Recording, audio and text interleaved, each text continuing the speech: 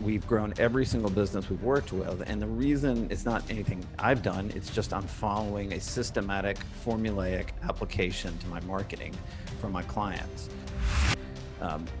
There's a rigged, marketing is rigged for corporate America right now, for companies in corporate America right now, because these things are changing. 2 years ago, Facebook was an incredible platform. It was converting everywhere on everything. The targeting, the ability to target on Facebook is amazing. I get it. But now it's not. It's because people come to the website and they go, these people don't get me. In politics, what we always understand is the politician always wants to talk about 25 different issues on the campaign trail. But we find out of those 25 issues, which ones do the voters care the most about? Typically, it's only about 1 or 2 issues.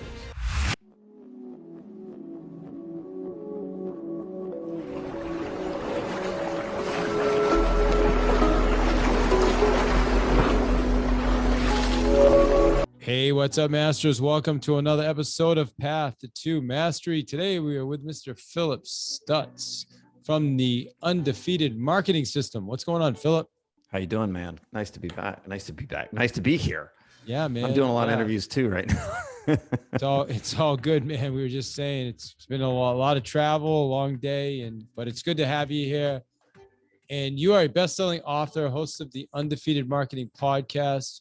You come from the cutthroat world of political and corporate marketing, and you've been described as a marketing maverick, reshaping business success and using the secret formula that gets presidents elected. Okay. Contributing to 1,407 election victories, including 3 U.S. presidents, and working with multiple Fortune 200 companies. Phillip plays the game of political and corporate marketing on the highest level, battling out with fierce competition, multi-billion-dollar budgets, and a win or die mentality. Man, you got a lot here, and you're the CEO and founder of Win Big Media. Phillip, thank you for being here today, sir. Yes, sir. Let's dive in. This is going to be a lot of fun. Yeah, talk to us. Tell us first about Undefeated Marketing podcast. Yeah, it's an offshoot of the book I just released called The Undefeated Marketing System, How to Grow Your Business and Build Your Audience Using the Secret Formula That Elects President. So what I'm trying to do is kind of like you, I try to provide as much value as I can to the people in my ecosystem. And so we've, you basically, from me, you get a book that can cost about $8. I write a blog every 2 weeks on marketing and data. And then you get the podcast. So you get a lot of freebies in my network. But basically, the premise behind the book is that, well, David, I'm not 99% sure. I'm 100% sure that corporate marketing right now is rigged against almost every single business owner out there.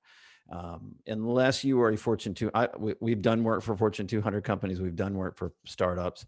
And unless you understand how the game is rigged against almost every single business, you're going to continue to spend money on marketing and lose every time. And so I identified this formula that we utilized in all the presidential campaigns, frankly, all the U.S. Senate races, the governor's races, the congressional races that I've been a part of over the years. And I said, if we can apply this formula to businesses, I'd be interested to see if that would work. We're now into that multi-year of doing that, and we've grown every single business we've worked with. And the reason it's not anything I've done, it's just I'm following a systematic, formulaic application to my marketing for my clients. And the reason that we do that is because the marketing game, or the marketing world for any company out there is completely rigged against them. And what do I mean by that? It's like a casino, right? The house is always going to win. So you may have a hot hand as a business owner and win a few times with your marketing, but on average, you're going to lose 100% of the time. Why? What's to lose though? What we say define? Yeah, I'll give you tons of examples. So basically, let's start by this. According to Forbes, we're seeing up to 10,000 ads a day, online and offline. 10,000 ads a day. If I'm to look at a couple others, if someone goes to your website and it doesn't resonate with them, it doesn't connect with them, 88% of those people will never come back to your website again. If you're in the e-commerce space, 68.81% of all transactions get lost or abandoned in the shopping cart in an e-commerce platform. And here's the crazy one. In 2016, there were 3 million advertisers on Facebook. And in 2020, there were 200 million businesses using Facebook's free business tools and marketing tools, and 10 million active advertisers on Facebook. And if you don't understand as a business owner that the game is completely changed, that the marketing world is completely changed, that it is to benefit the big tech companies, right? Facebook, Google, YouTube, Instagram, all the social platforms, and you don't understand that they are playing you every time. Let me give you an example of what I mean. We work with a criminal background company. We market their business. They're one of the top in the country. And you know, when, let's say, McDonald's comes to them and says, hey, we're hiring all these employees out of, you know, Topeka, Kansas, and we need background checks on them, right? That kind of company. And they came to us and they said, all right, well, you know, help us get we've hired a marketing firm in the past. Things didn't work. Things weren't working the way they should. We got rid of them. So we want to hire you guys. We went in and audited their keywords on Google, and Google had changed the rules about 2-3 years ago. And this company did not know, and neither did their marketers, that the rules had changed on their keywords. They had been bidding against their own keywords for 3 years and wasting $10,000 a month on ads. Wow. Because they didn't know the rules had changed by Google, and their marketing firm didn't know the rules had changed. And they just kept spending the same money, putting it on autopilot. So wouldn't that be on their marketing firm to know that? Like, it's a little bit on both. Obviously, yeah. If you know if you look up my brand at all, I wrote another book called Fire Them Now, the 7 Lies Digital Marketers Sell. So I'm pretty hard on marketers, but I'm also trying to educate business owners that there's a formula that you can use in your marketing, that no matter what happens in the technology, no matter what changes Facebook or Google or anybody else makes, that you can be on top of it and grow your business in any economic environment. And we've seen it because we've proven it. And I walked through the book, how it works in politics, and then how it works in corporate America, how it's worked with our own clients. Frankly, the podcast, the book, it's all littered with stories. I don't have a textbook. I didn't write a textbook. I'm a storyteller. And so if you want to find a highly entertaining book about how political campaigns are run behind the scenes, how presidential campaigns and winning and losing presidential campaigns are run behind the scenes, and how corporate America has taken that formula and implemented it into the marketing of their own businesses to success, then this is the book that you need to buy. Okay. Love that. Yeah, I want to know more about that. I mean, I think, looking at before I even get to that, you had said that, I think you said like 85% of people are abandoned in the checkout. 68 according to the Bayard Institute, the average shopping cart e-commerce abandonment rate is 68.81%. 68%. So almost 70%. Which accounts to $260 billion with a B, $1 billion in lost orders nationwide. Because that's something that we're dealing with too. And I think a lot of people have said it's almost 70%. So everybody's dealing with it. Yeah. What causes that? Like, people go to the checkout. Obviously they go there with an intention. Why don't they finish it? There's a front end and a back end. So you want to address the front end, and then we'll go to the back end. Let's just talk about what can we do better so that people front end's called friction. Take that number from a 70 to a 40, maybe. Exactly. Thank you. Yes. Too many business owners go, I want to go from 65%, which is where our business is, to 0. I'm like, no, it's not going to happen. That's not the way the world works. So you're 100% when you nail that. It's about lowering that number. And the way to do on the front end is it's called friction to transaction. Most e-commerce sites do not use the way that Amazon has modeled their business. They have multiple channels, multiple pages, multiple click-throughs. They make it clunky. They don't make it easy on the consumer. And again, all I have to say is Amazon, you know what I'm talking about. 2 clicks and you're done. Yeah, I know. And so there is a friction to transaction, and so many of these businesses that they do not get. They don't understand how important their brand is. The other thing is they don't know their customer. they know what they want to talk about as a business owner or as a product. Hey, let's talk about this shirt. Let's sell this shirt. This shirt's amazing because it's black and it's got buttons. And it's like, but what if your customers didn't care about certain things that you're trying to sell on your website? And so one of the things we teach in our step one is how do you do a deep dive into your own consumer data to have a better message that increases your transactions, increases your conversion rate. So that's really the two main focuses on the front end. On the back end, why is there? Because I'd tell you 90% of businesses don't retarget those customers who are in the cart abandonment rate and don't incentivize them to come back and buy. Got it. So if someone comes in, and I write a whole chapter in the book about this, but if someone comes into your cart and they abandon it, you have the ability to grab those people and start delivering ads to them constantly. And in a way, what we've done and the way we've been able to lower that percentage of abandonment rate is then we offer them a double discount, like a 5% discount to come back. And when we do that, they come back. But we also know for that particular company that the lifetime value of that customer is $192. That's a real number we had for a real client. And I tell this story in the book. But my point is like, if you're losing $5 to $10 on the sale by giving that person a 5% discount, but you know that they're going to double that amount in their next spend and their lifetime value is $192. Why wouldn't you do that? Like you're not getting that conversion anyway. So why not get them in the loop, remarket to them as a current customer, offer them other ideas and get them to become loyal, raving fans of your business. And for me, that's the way we address it within our ecosystem. So you remarketing, are you doing that like with Facebook ads or are you doing, Google? Like, what do you guys? It could be, in the cookie. I also want to talk about Facebook ads too. Sure. A lot of people are saying right they're dead. They are dead. Yeah. Yeah. Facebook ads. Listen, so you may not know this, but I have a partnership with the largest data collection, analytics, and AI company in America. And in my database, I have 200 million American consumers, 550 million connected devices, and we're tracking 10 billion with a B online purchasing decisions every single day and 1 trillion searches every day. And so when we work with someone, we can take their customer base, overlay it online, and then we can track the movements of that customer. And not only on what they're buying within that product of what that company's selling, but also we can determine their values in life. We can tell you what social media platforms they're going on in a chronological order, David. Chronological order. Do you know how many times I tell somebody, like, why are you spending money on Facebook? And they said, because it's Facebook. And I said, but that's the 5th performing social media platform for your customer base. And they go, what? And I said, yeah, because I can tell you that.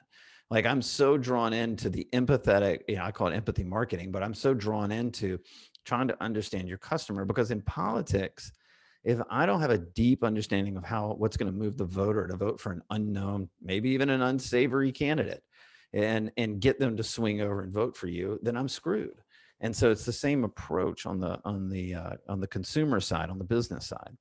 But Facebook right now, it's an atrocious platform to advertise on, and I'm seeing this with almost every single. Is it just because it's too much, or is it the costs, or what makes it? Because, well, before I even say that, the Apple iOS update has royally screwed them up. But at the same time, talk to us about that. Explain that. When you add that in, right, and then you multiply the fact of the distrust through political elections that people have for Facebook and how they don't feel safe buying products and services because they feel like they're going to be tracked. They could be canceled, like, oh my gosh, if I, buy something and then it's going to be used against me one day by a social media platform. And honestly, this is the way people are thinking right now. It has just been determined that Facebook is just not a very good conversion platform. Everybody's on Facebook, not everybody, but a large amount. I'm seeing on average, but the customer base, as we look at it's around an 82 to 85% rate of people that are on Facebook. They're scrolling on Facebook. They're just not buying anything on Facebook. And so what you need to know as a business owner is Facebook is a great branding mechanism for my company, for my product, for my service, but it's just not a good conversion mechanism right now. So here's what we've been doing is we'll run ads that are generating traffic type ads. So we'll create a custom audience with like a like a couple thousand people that are in a database, we can call the people, we can do a ringless voicemail to them, and then we can run Facebook ads. So combined, it's a good process, but I don't think we're getting, like, I don't think people are actually clicking. They're probably clicking the email more than they're clicking on the Facebook ads. Is that? Yeah. And how have you seen over the last, let's say 6 to 8 to 9 months? How have those ads worked compared to maybe a year ago?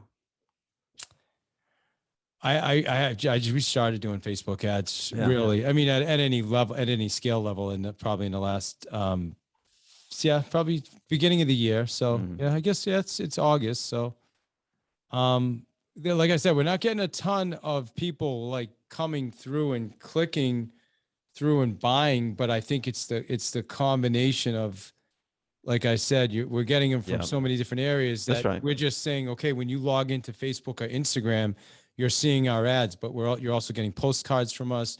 You're getting voice messages from us. You're getting emails from us. So we use it like just as omnipresence, right? Like combined. And that's the way to do it. But except the majority of your ad dollars should go into the one platform that you know is converting the best, right? And you could say, well, the data says it's email, but because that's where you're getting the most conversions. But what if I told you with women, it could be Pinterest, and with men, it could be email? And you're like, wait, what? And I'm like, yeah, you could be leading. And the way I know that, with the work we do, is that we're tracking these people. We're seeing them buy things on Pinterest, like women, right? We're seeing Instagram is still a pretty decent conversion platform. But Facebook's kind of crap. YouTube has actually gone down a lot as well. So it's just been interesting to see. And again, this kind of goes back to the original part of this conversation. There's a rigged marketing is rigged for corporate America right now, for companies in corporate America right now, because these things are changing. 2 years ago, Facebook was an incredible platform. It was converting everywhere on everything. The targeting, the ability to target on Facebook is amazing. I get it. But now it's not. People find it distrustful. And so many businesses haven't stopped leading their entire marketing charge with Facebook. And then they go, man, I can't figure out what's going on. It worked well 6 months ago. It's not working well now. And I'm hearing this every single time, which is why I asked. But yeah, I mean, so it's just two questions I got. One is explain rigged. Like when you say rigged, help us understand what exactly do you mean by that? Like how do the big corporations, why is it rigged? Fortune 200 companies know one thing, that the first and foremost thing is they're not a company that people think they are. Coca-Cola is not a soft drink or a bottled water company. They're a data company that has soft drinks and bottled water. Facebook is not a social media platform. It's a data company that does social media. Uber is not a ride hailing or food delivery company. They are a data company that has ride hailing and food delivery. Google's not a search engine. It's a data company that also has search engine capabilities. They understand deep, deep, deep down before they spend a single dollar on marketing exactly what their customers want from them, what motivates them, and what will get them to convert. And what I find every time with almost every marketing agency I've ever come across, and frankly, every business owner that has gone down this path, is they create a branding campaign before they start anything. Let's put our brand up, our website, and all that stuff. And I'm like, well, why'd you put that website up? Because our marketing agency sat around a table and said, here's some colors and here's what we need to say. And I go, but where does your customer think? And they go, I don't know. And so I'm like, you're going to spend money and send people to your website and you don't know what they think? I think a lot of people don't even know who their customer is, really. Yes, you speak my language. Yeah, I totally agree. And the other thing is, what if I spent $50,000 on an ad campaign to send somebody back to a website that doesn't resonate once it gets there? You want to know why the cart abandonment rate is so bad? It's because people come to the website and they go, these people don't get me. In politics, what we always understand is the politician always wants to talk about 25 different issues on the campaign trail. But we find out, of those 25 issues, which ones do the voters care the most about? Typically, it's only about 1 or 2 issues, right? They got things going on in their lives. They don't care about 25 policy issues from a stupid politician. That's so true. Right. They only care about 2 things. And they would vote for that across the board. They would get, remember, we don't have to get 100% of the market. We have to get 50 plus 1. And so we've designed the brands for all politicians around what the politician really believes, but where they have alignment with the voters. And we bring those two things together. And that's what I try to teach business owners. This is brilliant.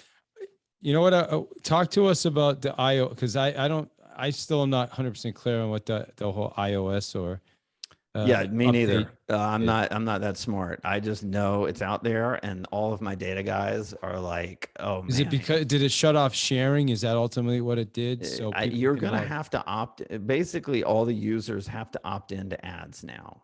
And so Okay. what we found, I think, so far is about 90% of Facebook users have opted to not receive marketing messages. Got So it. and there are people out there trying to hack the system. I was just at a conference last week in California where this guy's like, I've hacked it, I figured it out. And it was literally a 2-hour presentation of how you insert code and certain, but I completely lost. I had no idea what the guy was talking about. And it's very, very complicated. And there are people out there figuring it out, but they're the ones that aren't, like, when I say the game's rigged against most companies, the marketing game is rigged against most companies. This is what I'm talking about. You got people out there that are figuring it out. They're not sure. They're never going to share that with the business owner, the real estate agent, anybody. They've got that for themselves. They aren't about to give that up. So you're saying the even though people are opting out, there's still people that are figuring out how to show them ads. Yes. That's awesome. As a marketer, it's pretty awesome. Yeah, right. All right. So talk to us about eliminating the risk in guesswork that comes with marketing. Yeah. The reason that we've been able to do this is, again, we have a 5-step, undefeated marketing system, but it's a 5-step system that we've utilized to elect any politician over the last 20 years. And the way you eliminate risk for the business, like what drives me nuts is typically in the marketing world, the marketing agency is always going to win first. They spend a bunch of money on ads. It may work, it may not. The business owner is out. If it doesn't, the marketing company made money regardless. Like, this drives me nuts. It's an unethical way that I would look at it, right? And so we just approach it differently. I'll walk through the 5 steps. And the 5 steps at first, you do a deep dive into your customer data to try to understand what moves them, what motivates them, where they go, where their eyeballs go. And you need to continually do that. There are a number of ways you can do that. I have a very sophisticated way I described earlier, but I walked through a bunch of different other ways that most business owners, marketers can do it. Step 2 is, look, David, when you started your business, you probably put a business plan together. Do you know how many businesses do not have a marketing strategic plan in place? They just run out and throw a bunch of Facebook ads up or Instagram ads. And then they go, I can't figure out why it doesn't work. We ran Facebook ads. And I'm like, that's a tactic. That's not a strategy. And you have to take what you find in that data that we just talked about in step 1 and marry it with your vision as a business owner. If you knew that, we love to tell our founder story. I'm no different. I love to tell my founder story. If you knew that your customers only cared about 20% of your founder story and they didn't care about the other 80%, would you keep repeating the 100% of your story? No, you'd focus it in on the 20% that they care about. That's the whole point. But you also have to have a strategic plan on what's the owner's vision for the company. Where does he want to be in 5 years? What is the timeline? What's the targeting? Are you targeting a mass audience? Or are you targeting a niche audience? Like I said, do you know how many times, like we did recently, we ran a data report for a health food company, and 65% of their customers were men. When we ran a data report of we put a pixel on their website, so we track people that went to their website. We also track their customers. Okay. We found an incredible difference. 65% of their customers were men. 72% of the people that went to their website were women. They did not realize that the majority of their market were women, and they were marketing to men because they said our customers are men. And so we have redesigned their entire marketing campaign to focus on women. There's a huge untapped market out there for these guys, and they don't even realize it. And that's the point. Like, you have to figure out, are you targeting effectively? Are you going to the right platforms? Is your message right? And you have to put that in a plan with a timeline and a budget. 3rd step. Now this is when you brand, because again, before I spend an ad on advertising, I'm going to go brand the website. I'm going to put the videos together. The videos are going to speak to what the customers want. The brand has to look a certain way. Let me give you an example. Well, let me take a step back. So the brand is really important. Again, if I'm to eliminate risk, this is your question. Why am I going to spend a bunch of ads to send people to a website that I know, or I don't have no idea whether it'll work or not? So I must do everything I can, find out what the customers think, build a plan around it, rebrand or brand the product or service around the website, right? The fourth step for us is now you go do the testing of the ads. Now, again, most marketers all test, but they make up these tests. Hey, let's test a couple of this. Let's test that. Let's test this. What if you only knew there were 8 things that your customers cared about? That's what I want to go test. And I want to figure what rises to the top. So let me give you an example of what that means. So in the regardless of your politics, so let's put politics right, left, off to the side. In 2016, Donald Trump's campaign ran one Facebook ad in their testing phase. So they went through the 5 steps. So did Joe Biden in 2020. So did Barack Obama in 12 and 8. And so did George W. Bush in 04. And I walked through all the history of this. But Trump, in step 4 of testing, they knew certain messages were going to work, but they didn't know which ones would work the best. So they tested one message 162 different ways. They had a red background, a green background. They had a man in the ad, a woman in the ad. They had different font sizes. They had different fonts in different corners. They tested one message 162 ways, and inevitably they found 8 or 9 of those messages blew through the roof at such a rate they had no idea why. No one could figure it out, but they knew the message would work. They just didn't know which one would work the best.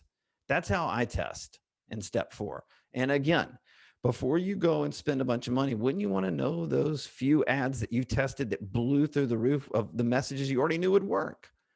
And then you go to step 5, which is now you're ready to launch your marketing campaign. You go out and launch your marketing campaign. And then from then on, it's all an optimization campaign. It's just completely, constantly optimizing, redoing the steps over. And it sounds complicated. It's not. And I make it very simple in the book. But the point is that in every step of this 5-step system, we're eliminating the risk of the business owner before they go out and spend a lot of money. Yeah, that makes a ton of sense. Well, first off, how do people get in touch with you and get a copy of the book? What's the best way to do that? Yeah, obviously Amazon for the book or any bookstore, iBooks, whatever. You can go to phillipstutts.com. And if you let's just say like you want a better understanding of how you can understand like the customer data or the client data that you have. We do this for B2B and B2C clients. We have a free data assessment form. And so with our database and with anybody that fills that out, we'll tell them how the data would look, what it could look like, and how it can improve their ROI. And we do that for free. So it's phillipstutts.com/insights. And I have a blog that you can also subscribe to on that website. I'd never solicit anything. I like writing. And I just wrote the 3 dumbest marketing campaigns during COVID because as COVID feels like it's starting to come back, I want to try to help business owners realize what they shouldn't do in their marketing going forward. So you can subscribe there. And obviously the Undefeated Marketing podcast is out. And we've had James Altucher on there. And we've had a bunch of other fun guests where we just riff on marketing and have a lot of good time. James Altucher is the man. He wrote the foreword to this book. The Undefeated Marketing System. Wow. He did.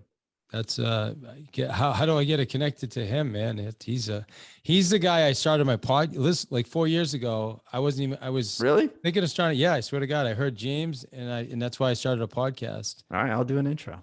That would be amazing. I listened to Tim Ferriss and I'm like, oh man, that guy's like, I mean, Tim's obviously super intelligent, ridiculously talented, but I'm like, I can't do what he did. But when I heard James, no disrespect to James, but I'm like, man, this guy just sounds like a regular guy having a regular conversation. And it just inspired me to say, I can do a podcast. That's awesome. James is what you see is what you get. He is a great guy. He's one of my dear friends. Oh yeah. That's amazing. Oh dude, that would be amazing, man. That's one of my dream interviews and Tim's on there as well. Obviously Tim Ferriss. So. Yeah. I can't do anything on that one. Awesome. Well, what do you want people to take? What's the name of your book one more time for? The Undefeated Marketing System, how to grow your business and build your audience using the secret formula that elects presidents. Okay. Awesome. And, final thought from you is what do you want, like people listening? Yeah. Phillip, what do you want them to take from listening to this today? What would be the companies that successfully market today aren't by accident. They use a systematic approach. They don't treat marketing as a hobby, but as a professional, systematic application. It's the only way that you will grow your business marketing today. All right, thank you, man. That's brilliant. Perfect. Thank you. Yeah, my man. Thank you.